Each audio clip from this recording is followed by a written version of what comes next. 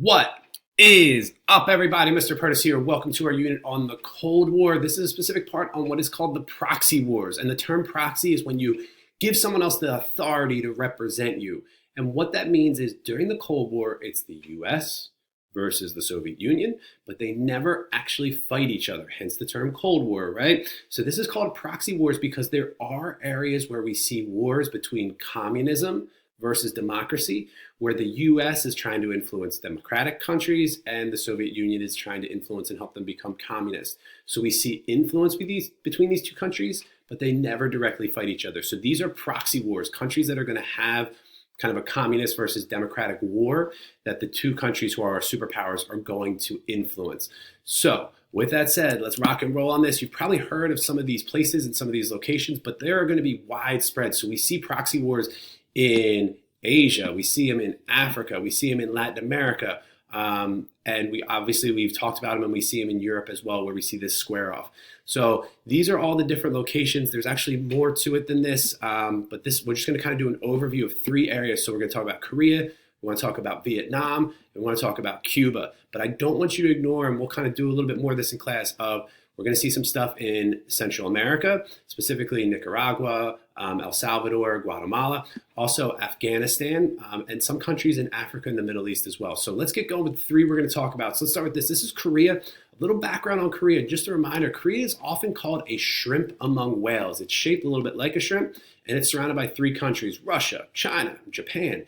And they're constantly trying to take over Korea. And before World War II and during World War II, Japan takes over Korea.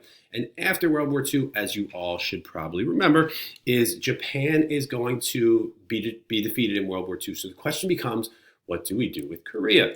And what they decide after World War II, and by they I mean the US, Soviet Union, Britain, France, all those countries, is that they're actually going to split Korea in half. The North is going to become communist. The South is going to become democratic, and they're eventually going to put a little line here called the demilitarized zone, the DMZ, which is going to be the area that the military of both sides can't enter to avoid like standing on the border, like we're going to fight you, no, you're going to fight us. So in order to avoid that, what happens is the Korean War breaks out in which North Korea invades the South, and the US is going to send in soldiers to protect South Korea. The war is going to last 3 years, and as a result of this, they do settle on this line. They create an armistice, basically saying, we'll stop war temporarily. That was in 1953. These two sides are officially still at war today. And what makes this scary, why we should all be freaked out about this, is North Korea is a totalitarian dictatorship, meaning that we have that old school Mao, Stalin, Hitler kind of mentality of like controlling press, controlling everything, and keeping a limit on the knowledge of your citizens is what we see in North Korea today, right now. So it's really one of the only countries where we still see that kind of really old school 1930s mentality in existence today. And we have Kim Il-sung. He is the first communist leader of North Korea. His son, Kim Jong-il, takes over, and he died. And now we have Kim Jong-un in charge. All three of these are related.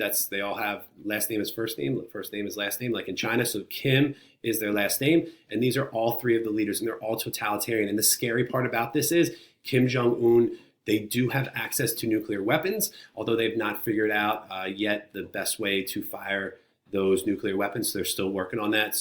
But this is a tense area. We still have soldiers here in South Korea. We being the United States still have soldiers here to protect South Korea along this DMZ or demilitarized zone. Second place, by the way, this is North Korea satellite image. This is South, this is North. This satellite image is at night. So the lights you see are the lights lit up, like if you're in an airplane at night. This shows industrialization. This is the South, very industrialized. This is the North. Not so much. The only light you see here is in the capital of Pyongyang. So North Korea is very behind, not industrialized, but they do have a lot of military technology. Second place, Vietnam. A little background on Vietnam. It was conquered during imperialism, and this is Vietnam right here. This whole area was conquered by the French. The French are kicked out by the Japanese before World War II. The Japanese conquer it after World War II is over.